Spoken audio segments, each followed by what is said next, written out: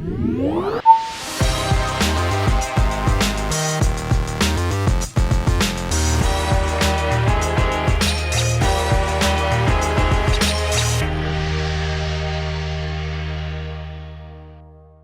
up, everyone? Welcome to episode 31 of Preloaded. My name is Josh Finderup, and I'm joined, as always, by the other half of Preloaded, Jackson Vanover. How are you doing this week, Jackson?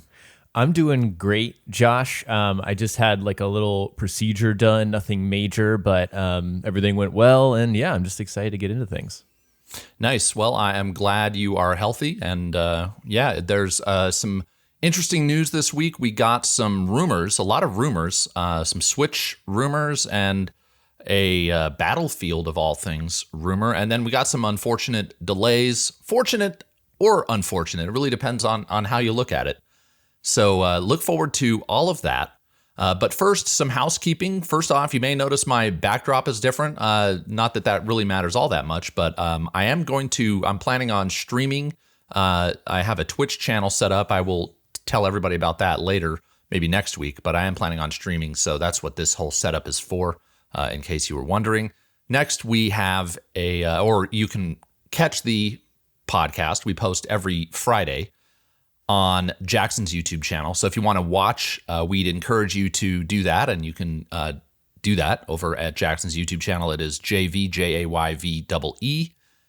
And if you prefer to listen, you can get the audio version over on Google Podcasts, Apple Podcasts, Spotify, or Stitcher. And if you're listening on any of those platforms, we'd love for you to subscribe there and drop a review. If you're enjoying the podcast, leave a quick 5-star review. That'll definitely help us out. You can also write into Preloaded at the email address preloadedpodcast@gmail.com. And we welcome all of your feedback, but we'd love to get your questions. We actually didn't get a lot of questions this week, though we will be digging into our mailbag at the end of the show like we do every week. And if you want to hear your question discussed on the show next week or one of the following weeks, again, it's preloadedpodcast@gmail.com. And so with all that out of the way, we are now going to kick off the show as we always do with our segment, What the Hell Have You Been Playing, Jackson? So for me, Josh, I've been working on a big Origins video. So I wrapped up the main game and then I dove into the DLC for the first time. That's Assassin's Creed Origins. And it's just really quality content. It's very focused, at least one of them, on, the Assassins and the Brotherhood, which is stuff that old fans really just eat up, and they do a really good job. So I've really been enjoying that.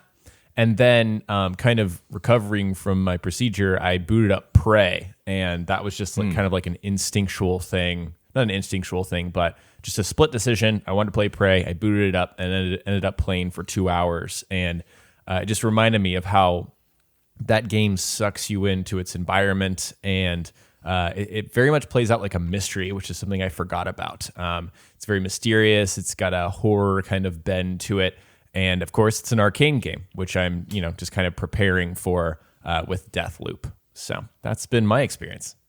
Nice. Do you have it in you think, to finish Prey again, or are you just kind of getting your fix for a short little while? I think I'm getting my fix. I think there's other games like I don't think we're going to mention it today, but It Takes Two comes out the day that our podcast posts, so I want to play that. And then Outriders comes out next week, so I'm going to be playing those. Nice. Well, very cool. I actually dug into a little bit of Assassin's Creed myself. I started last night Assassin's Creed Brotherhood. I went way back. I've been doing some research to see. I've asked you a few times, and I kind of just dipped my toes into the YouTube black hole to see what people were saying about which Assassin's Creed games are best for stealth. And almost without fail, 3 games always come up. Assassin's Creed Unity, Assassin's Creed Syndicate, which I bought those both on sale recently. But the third one that really surprised me was Assassin's Creed Brotherhood. So I wanted to kind of, as I have been with a lot of these stealth games, I want to play them in order if I do play them all. Who knows if I will, but I don't want to go from modern mechanics to old mechanics. I'd rather do it the other way around, so maybe Brotherhood doesn't feel quite so old school. And I'm really liking it. I only played it for about 2.5, 3 hours last night, but I can definitely see how that open world formula that Ubisoft crafted all those years ago was really so addictive for so many people. It still holds up in terms of the open world formula. The combat's a bit clunky, the camera and the controls are not, you can tell it's an old game, but and it actually looks fantastic. I got the Ezio collection. Oh, so, nice.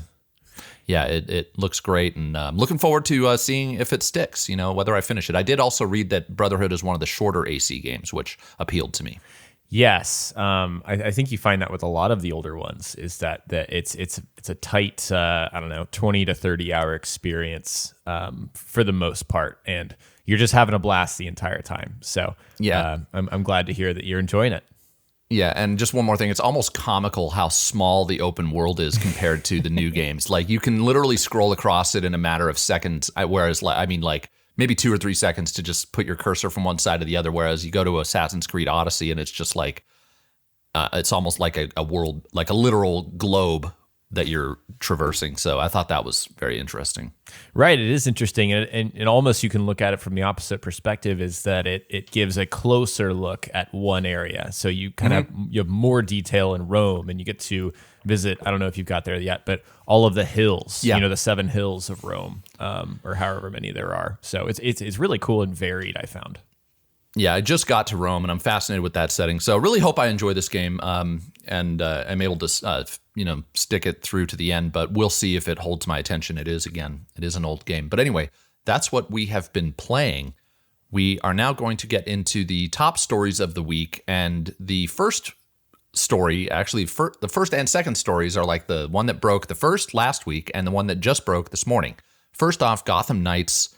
Not too surprisingly, got delayed till 2022. We hadn't heard a peep about this game since they revealed it, and with COVID going on, it's just no surprise. However, they didn't cite COVID in their delay. They just said, we want to, quote, deliver the best possible experience for players, and that is what fueled the delay. So just till 2022, we don't have a specific date, and I would even take that with a grain of salt. Right. Yeah, go ahead. Yeah, it's interesting. I may be misremembering, but did you have Gotham Knights on one of your most anticipated lists that we shared? Yeah, it was definitely on. Yes, so 2 things. It was on one of the show's lists where we had, I think, our most anticipated games of the year, and then I did a video on my YouTube channel where I listed out the top single player, even though this is technically a co-op game, top single player games of 2021, and it made both those lists. Gotcha. Yeah, I just think for me, it's definitely a game I'm looking forward to and I want to play, but delay it to 2022. I mean, that's totally fine with me. I wasn't chomping at the bits to play it this year. And obviously, I want to play the best game possible. So, yeah. I put out kind of a tongue-in-cheek tweet after this came out. I said, well, it looks like 2022 is looking to be a banger of a year. And then I just said, but in all jokes aside, guys, take your time to make this game. But yeah, it's been an unusual year. So this is, not unusual. For sure. And expect a lot more of this. Yep. Yeah. Speaking of, Back 4 Blood was just, I think this morning, announced that it was delayed till October 12th. And I believe it was set for a June release date. I'm not sure the specific date, but it's now from June to October 12th. So not a huge delay there. And again, yeah, take your time. This game, I thought it looked, even though this isn't really my cup of tea, I thought it looked fantastic, what they did show. And so I hope that it's even better when they release it. Yeah, I'm hoping this is a game that'll steal the attention from some of my, IRL friends away from Warzone, because that's all they play. And I just want them to play different games and experience other games. And Back 4 Blood seems like something they'd be into. So I'm excited. Yeah, and I should mention there is an open beta coming this summer. So you'll still get to play it in the summer if you are able to. I guess it's an open beta. So if you want to play it, go right ahead. Exactly. I'm looking forward to that. Yeah. So next, we got a rumor that was this has been out there for a while, but it kind of resurfaced that the next Battlefield game might get revealed. But the new information here is that it might get revealed in May, which would certainly line up with, when E3 kind of gets going. Maybe it's late May, who knows? But maybe EA is planning on doing their big E3 showcase or whatever it is that they do this summer in May. And this comes from the kind of the guy that always seems to have these leads. Jeff Grubb was the one who reported this. And he has said that this Battlefield game will likely be set in the present or modern day. So no World War II or World War I stuff like we've seen in the past. And then one other thing that, so he said here that this might be for their E3 equivalent showcase in May. So stuff I already said. Anyways, are you looking forward to Battlefield, Jackson? I am actually. It's a version of the FPS that I think is still unique. Just the massive sprawling maps with, environments that you can blow up. I mean, that is a really cool little hook that I think is compelling. And I do want to see what's next. Again, I am kind of tired of the Warzone and the Call of Duty. That seems to be the kind of the big main live game right now. So I'm hoping that they can do something different. And one little note, the Mass Effect Legendary Edition is coming out May 14th. So perhaps that gives us some insight into maybe they'll show something like around the launch of that game, but maybe that's when EA's putting their event. Who knows? Yeah, the timing would be nice for them to give it a bit of a promotional boost. Maybe they'll release it on May 14th and then a week later just have a kind of a reminder trailer.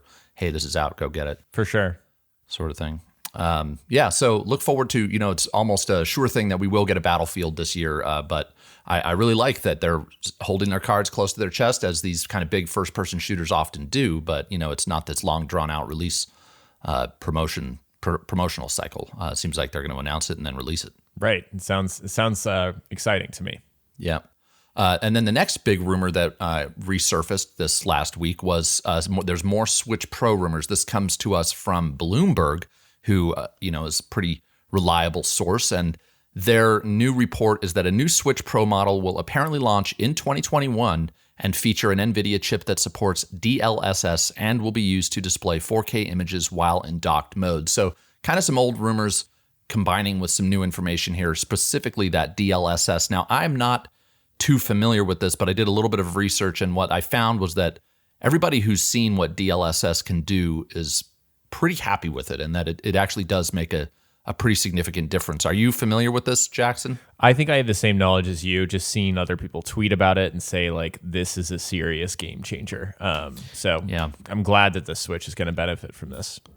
Yep. And then the other information that kind of resurfaced was that this is likely, at least according to people who are familiar with the situation here, be $100 more than the Switch. The Switch will not reduce in price, from my understanding, but this will be $100 more. So it will likely be, if these rumors are true, $399. So right up there with, heck, you can get a PlayStation 5 digital if you can find one for that, and you can get a Xbox Series S for less than that. It's crazy.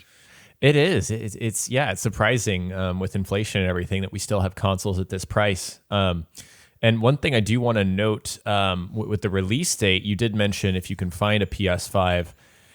I'm a little skeptical. I think Matt Piscatella at the NDP group kind of cited he'd be shocked that if there was a new Switch model coming out this year because of the global conductor shortage. That's something that's going to affect any company trying to produce hardware. So I'm kind of at a we'll see, even though that we have these really credible rumors.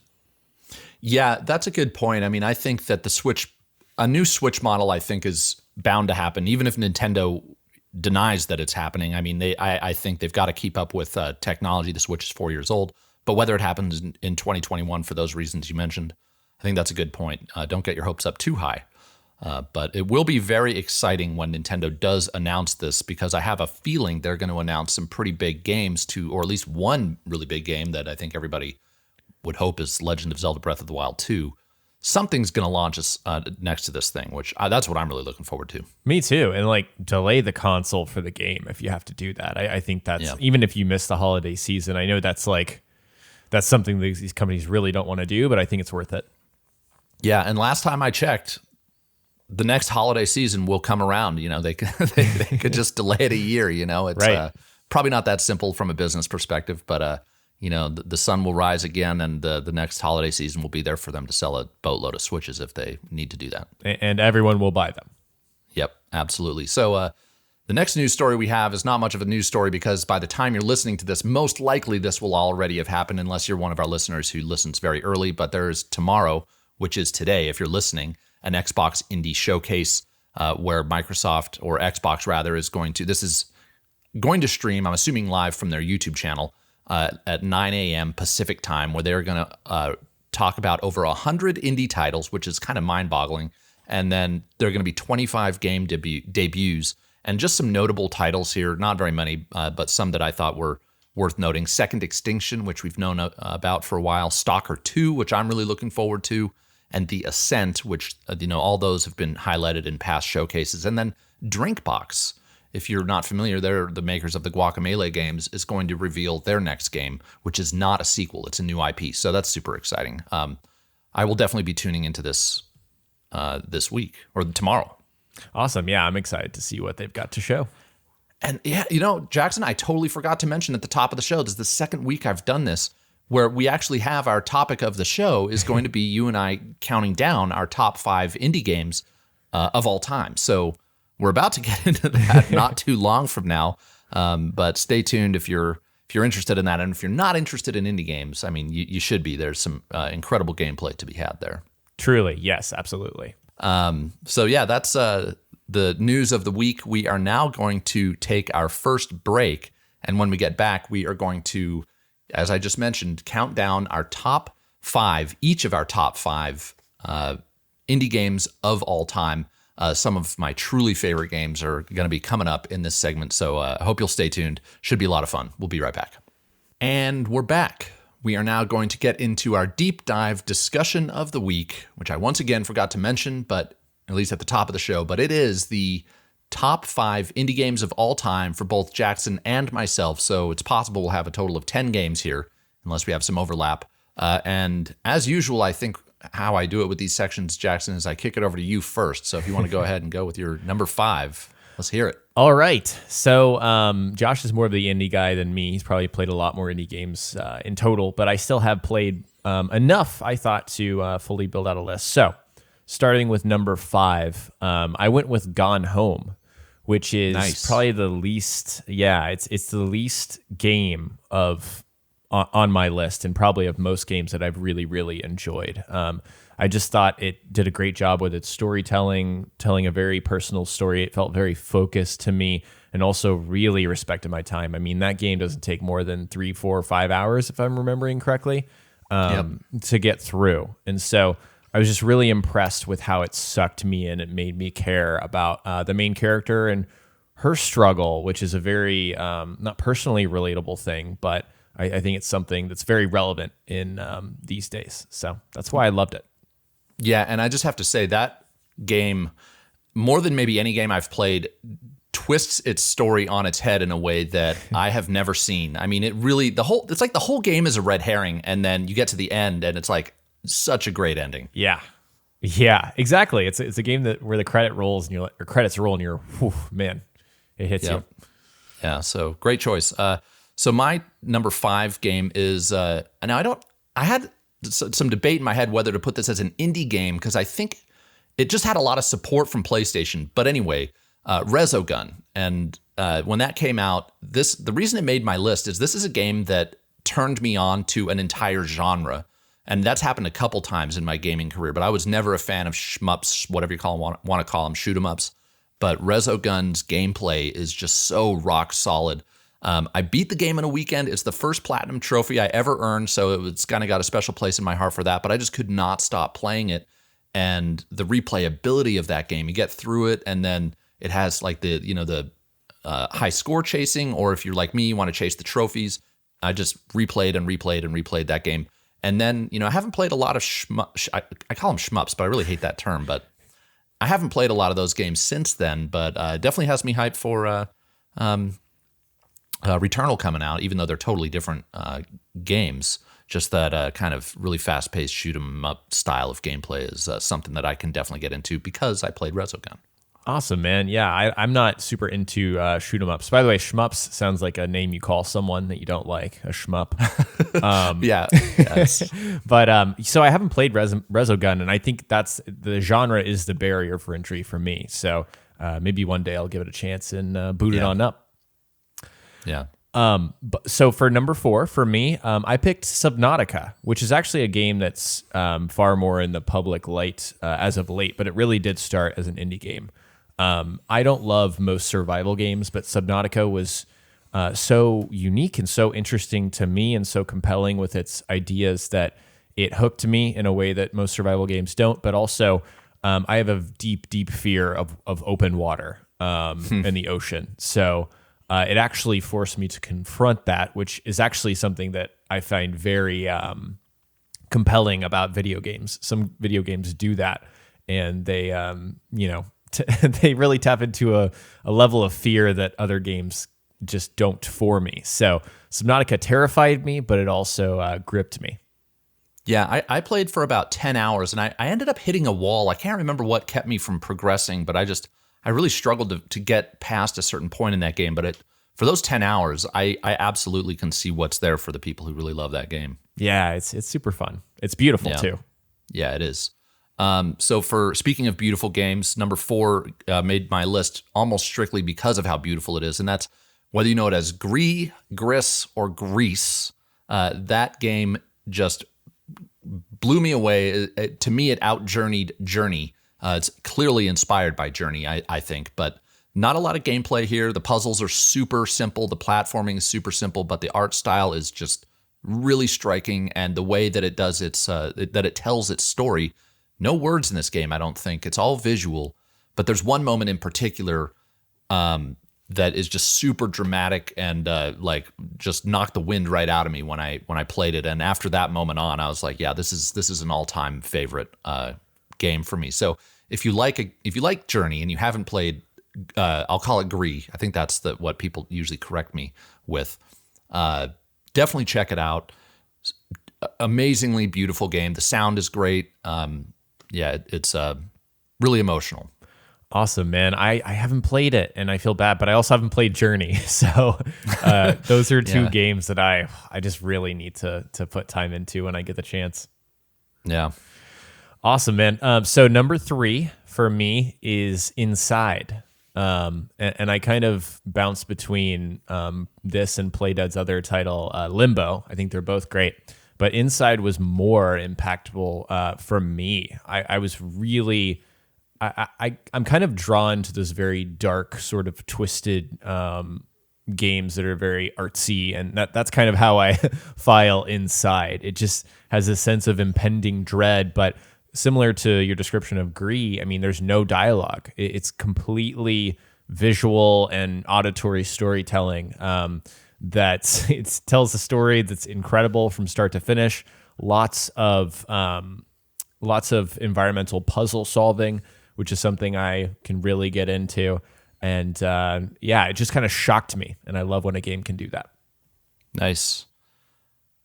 Well, my number 3 game is Rogue Legacy. Another game that totally brought me into a new genre that, before Rogue Legacy, I didn't really get the roguelite or roguelike genre at all. Didn't see the appeal. And Rogue Legacy was so addictive. I remember one night I went to bed and played it.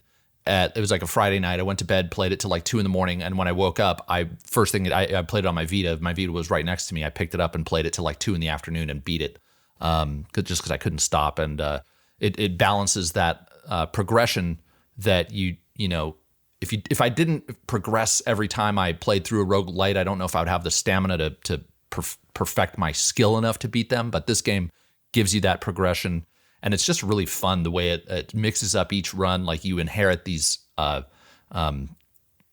not abilities. They're almost like afflictions from the previous night that you played. So you might inherit like color blindness, which would make the screen black and white, or vertigo, which actually turns the screen upside down. And so all these really creative ways of messing with the gameplay. Fantastic game if you're skeptical at all about the roguelite genre, or you just don't get it. Check out Rogue Legacy when it's on sale.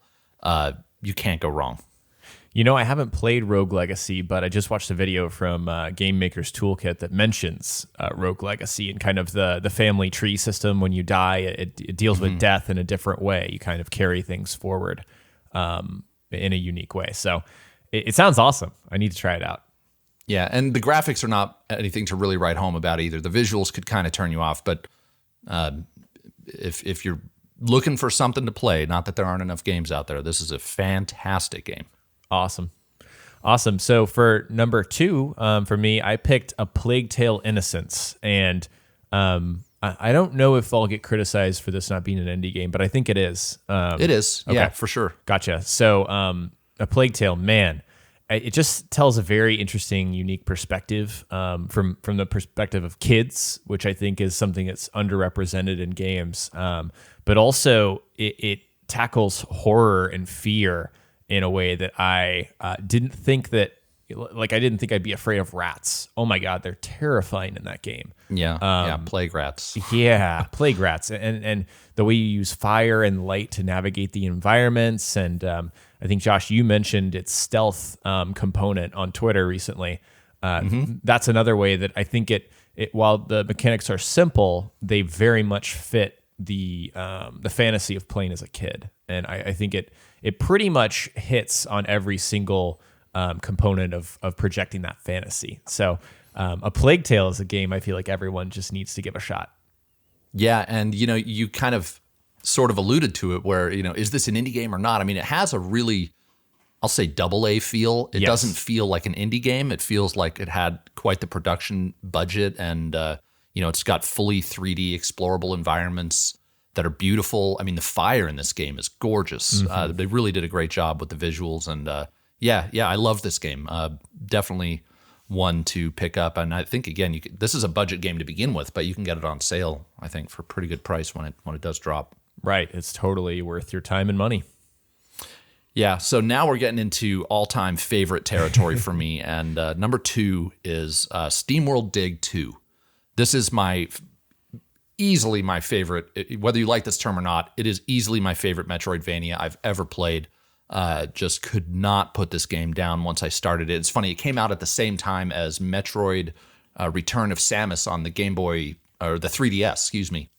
And I just put that game down in favor of this game. So I put down like the Metroidvania for SteamWorld Dig, the namesake of the genre for SteamWorld Dig 2. And just the way that this game, you dig through the world, like literally every inch of the world you dig through, and you find gems, and then those are your currency that you save up, and then you go to the surface and you spend those gems to upgrade your character. And it is just such an addictive loop, and it's gorgeous. The level design is fantastic. It's really addictive in ways that other Metroidvanias are not. Other worlds can suck you in, but the way that this gameplay loop just keeps you coming back for one more run, really, I can't say enough good things about SteamWorld Dig 2. Put Image and Form games on the map for me. Anything they do from here on out, I pay attention to because of this game. Awesome. Josh, I have never heard of this game. Oh my gosh. I know. I'm watching a trailer right now just to make sure that I, actually familiarize myself. But man, like, you can't even talk nicer about a game than you just did. So I definitely need to check this out. Definitely do. I would recommend it. Awesome. All right. So number 1 for me is Cuphead. Cuphead is just one of the most unique video games ever. I mean, it's very much inspired by classic, I guess you could say, platformers and stuff like that. But this art style, every single time I see Cuphead, I am just in awe of the creativity and what kind of technical, wizardry they went to make this look like you were playing a classic cartoon in video game form. And I'm obsessed with how difficult it is. I really, really appreciate how much it asks of the player to very much focus and very much become a master of that game in order to progress. Very Souls in that way. I know that's something people say way too much, but seriously, it broke me down, and then it brought me back up because yes, they do. Yep. So, yeah, man, Cuphead is just on another level for me. It's easily my favorite indie game ever. Nice. Well, that's you got me on that one. That's a game I actually haven't played, and it's in my library. And I know as like an indie fan, I owe it to myself to play that game. And as a fan of challenging games, like the top game on my list is there partly because of its challenge, and so I have a feeling I would love that game. Yeah, you should check it out. Yeah. So Are we at number one? I feel like I skipped something here, but Yes, I think we're at number one. okay. So yeah, number one for me is Celeste. And if you go by pure gameplay, I'd probably actually go with SteamWorld Dig 2. But in terms of the combination of gameplay and storytelling, it's easily Celeste. This was my game of the year in 2018, even topping Red Dead Redemption 2 and God of War. Celeste was my favorite game of that year. The gameplay is awesome. Like, it is super challenging platforming, but it's broken down into these bite-sized screens that, none of them take you more than like 2 or 3 minutes to figure out how to solve. But it can get really challenging, especially if you want to get all the collectibles. There are these strawberries that you have to collect, and they're really difficult to get. But the story, it tells the story of, her name's not Celeste. Celeste is actually the name of the mountain, but Madeline is this girl who's climbing this mountain, and she's just so full of self-doubt, doesn't know if she can make it to the top. And the way it interweaves that self-doubt with your own self-doubt of whether you can complete this game because it is so challenging is just brilliant. And she's so relatable, so charming, so sweet. Like, just loved this game for the way that it really combined its gameplay and its story. Unbelievable. Awesome. Yeah. So I've picked up Celeste. I think I've gotten several hours in. I think I played it on a plane. Like, it was a Switch game that I played on a plane, but I never ended up finishing it. So I need to. Yeah, it's a great one. And I want to cheat a little bit. I literally just thought of probably a game I would put in my top 3. Yeah. It's The Outer Wilds. I've already bragged about it, yeah. but it's just such a unique idea that clicks on all cylinders for me. The Outer Wilds is a game I think everyone should play. It's one that it is so right up my alley, and I need to just get over the hump where the controls finally click for me, because I could not get over that when I first played it, but I probably didn't give it a fair shake. Gotcha. Yeah, it's awesome. Nice. So is that it? Yeah, that's 5, I think. Yeah. Well, I definitely have some outliers, but just to throw out a few names. If you haven't played any of these games, I definitely recommend them. The Swapper is one. Great 2D platformer. Antichamber, if you like really mind-bending MC Escher style first-person puzzle game. Shovel Knight, if you like platforming. Dandara, I think it's one of the most underrated Metroidvanias out there. The Guacamelee game, Severed. Anything Drinkbox does, speaking of them being at this show coming up tomorrow. So those are some of the others that I just... Dead Cells. Everybody knows Dead Cells. Yes. So, awesome. Lots of great stuff to play. It'll be interesting to see what they reveal tomorrow. I'm excited for it. And like I said in past, when Nintendo now does their directs, I look forward to the indie directs more than their regular ones. So maybe that'll happen with Xbox as well. Yeah, I'm going to be tuning in. I'm really excited to see what they have. Yeah. And now we are going to take our second break. And when we get back, we are going to dig into our mailbag. We'll be right back. And we're back. We're now going to read one of your questions that we got this week. If you'd like to hear your question read on the show, again, you can write into preloadedpodcast@gmail.com. So please write in. We love to read your messages. We'd love to hear from you.